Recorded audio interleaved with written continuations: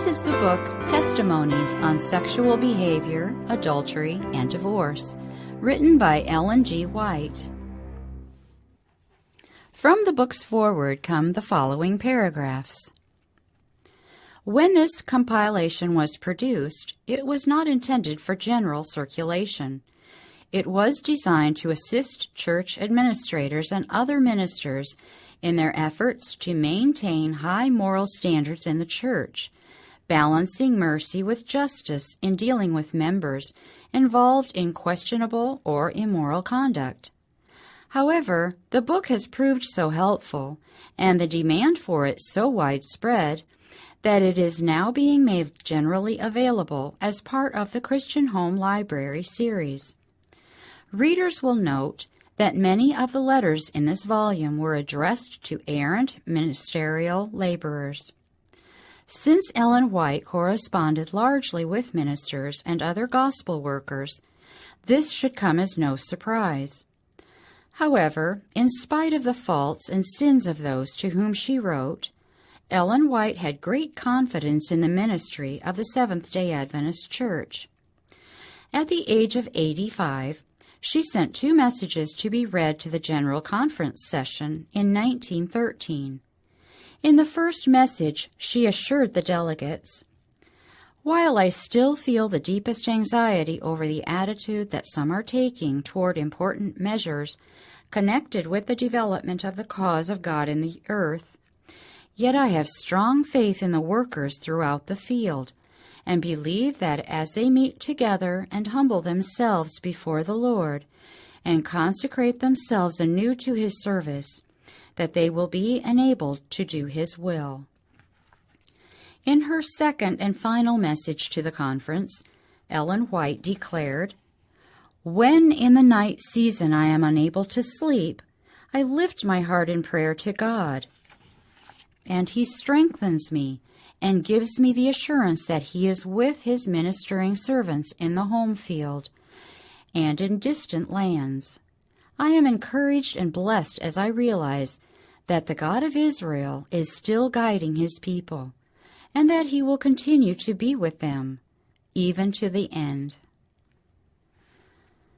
These expressions of confidence make clear that the moral problems dealt with in the letters quoted in this volume were not general or widespread.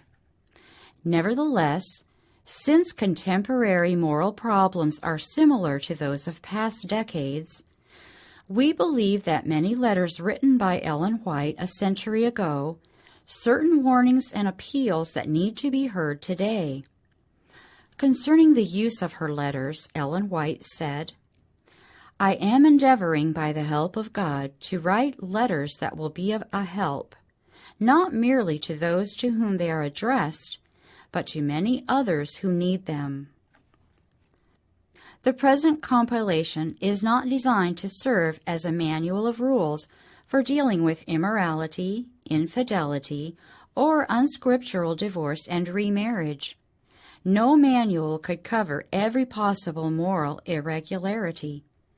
When W.C. White was asked for an authoritative statement from his mother that would serve as a standard by which to settle all cases of unscriptural marriage, he replied, "After reading the documents I sent you today, you will say, 'Well, he has not given me anything authoritative from Sister White that directly answers the question.'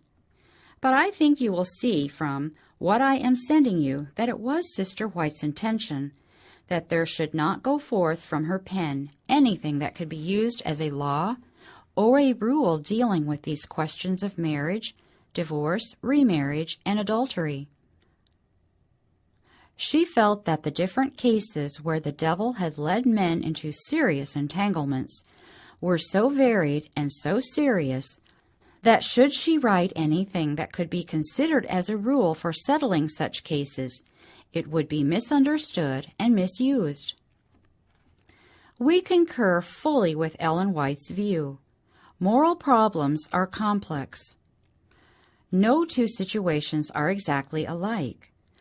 Each will require careful study, and although the differences may be minor, Each situation will require its own solution. The Holy Spirit will always be needed as a divine guide and counselor to help those who are grappling with moral problems.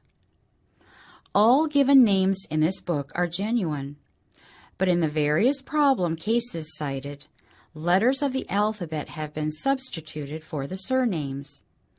All chapter titles and subheadings have been supplied.